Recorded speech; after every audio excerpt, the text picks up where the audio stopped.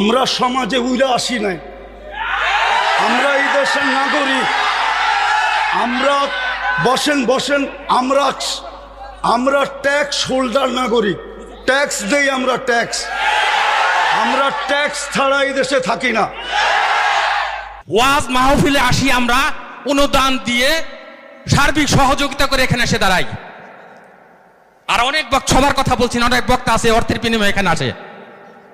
বিচার করতে হবে একজন সমাজবাসী, সমাজপতি, সমাজের যে কমিটি, সে যতটুকু এই সমাজের কল্যাণের কাজ করতে পারবে একজন ইমাম কিন্তু পারে না। সে তো ইমামের দায়িত্ব নিয়ে বসে আছে। আর সভাপতি সাহেব যেই কথাগুলো বললেন ওইগুলোই আমাদের পাথেওর জন্য যথেষ্ট। কেননা ওনারা আমাদের দেশের কর্ণধার, ওনাদের কৃপাই আমরা বেঁচে আছি। ওনাদের কৃপা যদি না থাকতো তাহলে হয়তো আমরা দেশে থাকতেও পারতাম না, বা দেশে থাকতামও না। কোথায় থাকতাম আল্লাহই জানে। বিদায় আমি কথা লম্বা করতে চাইতেছি না, আমিও আপনাদের কাছ থেকে বিদায় নিতেছি। ওমা আলাইনা ইল্লাল বালাগ।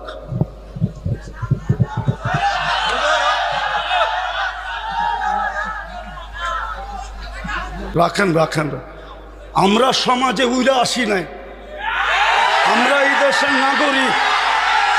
আমরা বসেন বসেন আমরা ট্যাক্স হোল্ডার নাগরিক, ট্যাক্স দেই আমরা ট্যাক্স। আমরা ট্যাক্স ছাড়া এই দেশে থাকি না।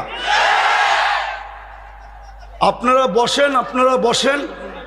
আমাদের দেশের কালচার এটা হয়ে গেছে। সবাই হুজুরদের কথা বলে কিন্তু হুজুরদেরকে আন্ডার এস্টিমেট করে। আমি পায়ে হাত দিয়ে বলবো, আমাকে কেউ আন্ডার এস্টিমেট করেন না। আপনারা আমাকে চিনেন না, আমার পরিচয় জানেন না। বসেন, আপনারা বসেন। আমার পরিচয় আপনারা জানেন না, আপনারা আমাকে আন্ডার এস্টিমেট করেন না। আমরা সর্ব ওয়াজ মাহফিলে এটা ভুগতেছি আজকে 16 বছর ধরে না। আমরা জন্ম থেকে জ্বলছি, যেটা বাংলাদেশের প্রবাদ বাক্য, আমরা জন্ম থেকে জ্বলছি। জন্ম থেকেই জ্বলা। আর কতদিন? আপনাদের পায়ে হাত দিয়ে বলি বসেন, আওয়াজ করবেন না, কেউ আওয়াজ করবেন না। আমাদের সময়ের দাম আছে, আমাদের সময়ের দাম আছে। এরকম যে আমাদের সময়ের দাম নাই বা আমাদের এইটা কইরা খাইতে হবে এরকম কোনো জরুরি না যে আমাদের ওয়াজ করেই খাইতে হবে। আমাদের খাওয়ার অনেক ব্যবস্থা আল্লাহ রেখা দিছে। যেই আল্লাহ আমাকে জন্ম দিছে উনি আমার খাওয়া তৈরি করেন নাই না, খাওয়া ছাড়া আমাকে দুনিয়াতে পাঠায় দিছে যে আমাকে এইভাবে করে খাইতে হবে। আপনাদের পায়ে হাত দিয়া বলি, আওয়াজ করবেন না। বাস আমি যেটা বলছি, সভাপতি সাহেব আমাদেরকে দিক নির্দেশনা ভালোই দেখাইছেন, খারাপ না। আমার মিশনই তো এই যুবকদেরকে নিয়ে খেলা। আমি তো যুবকদেরকে নিয়েই খেলি, যুবকদেরকে তো আমরাই তৈরি করছি। আমি যদিও দেশের স্বাধীনতা দেখি নাই, আমি দেখবো কোত্থেকা।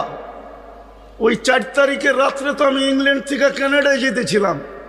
আমি তো জমিনেই ছিলাম না, 39,000 ফিট উপরে ছিলাম। নামার পরে আমি শুনছি দেশ স্বাধীন হয়ে গেছে। ওই দিন থেকে আমার দিলে জন্ম নিছে। আর আমি জানি আমার দেশের যুবক নিয়ে কোথায় রিচার্জ চলতেছে। আমার দেশের কয়জন বলতে পারবে এটা আমি জানি না, কিন্তু আমি জানি আমার দেশের যুবকদেরকে নিয়ে কোথায় রিচার্জ চলতেছে, কোন কোন দেশে বাংলাদেশের যুবক নিয়ে রিচার্জ চলতেছে। যে একটা দিন ছিল স্বপ্নে ভাবতে পারতো না। স্বপ্নে যদি কেউ কাজ করা ভাবতো যে উনি স্বপ্নে ভাবতেছে ঘুমের ভিতরে যে কাজ করা ফেলবে, তো উঠা দেখছে হ্যান্ডকাপ নিয়ে দাঁড়ায় আছে। যদি জিজ্ঞাসা করে হ্যান্ডকাপ, বলে তুমি তো স্বপ্নে দেখতেছিলে না সরকার কাজ করবা। আমরা টেকনোলজির মাধ্যমে জেনে ফেলছি, বিদায় তোমার হাতে হাত করি পড়াইতে চলে আসছি। আমার দেশের যুবকরা স্বাধীনতা আইনা দিছে।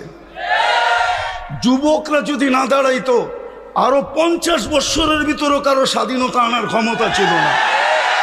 বিদায় আমার যুবকদেরকে নিয়ে কোথায় রিচার্জ চলতেছে আমি জানি। আমি জানি পেন্টাগনের কোন কামরায় রিচার্জ চলতেছে। পেন্টাগন চিনো তোমরা? হ্যাঁ, পেন্টাগন তো চিনো না, ঠিক না? কোন কামরায় পেন্টাগনের রিচার্জ চলতেছে বাংলাদেশের যুবক, এগুলা কি? বিদায় আমার মিশনই হলো যুবক নিয়ে খেলা। নাইলে আমি গত বছরও এখানে আসছিলাম রাত্র 1টার সময়। আমি জানছি আমি এইখানে আসবো কয়টায় জানেন? 8টার সময় জানছি আমি এইখানে আসবো। যদি আমি জানতাম তো আমি আসতাম না। কসম খোদার, আমাকে কেউ নিয়ে আসতে পারতো না। আমি জানছি 8টার সময় যে আমি এইখানে যেতেছি, কিন্তু আমি এর আগে জানতে ছিলাম আমি আরেকটা মার্কেট আছে ওইদিকে। কি মার্কেট জানি? সুলতান মার্কেট যাব, কিন্তু আমাকে বাইপাস করে এখানে নিয়ে আসছে। আমি জানলে আসতাম না।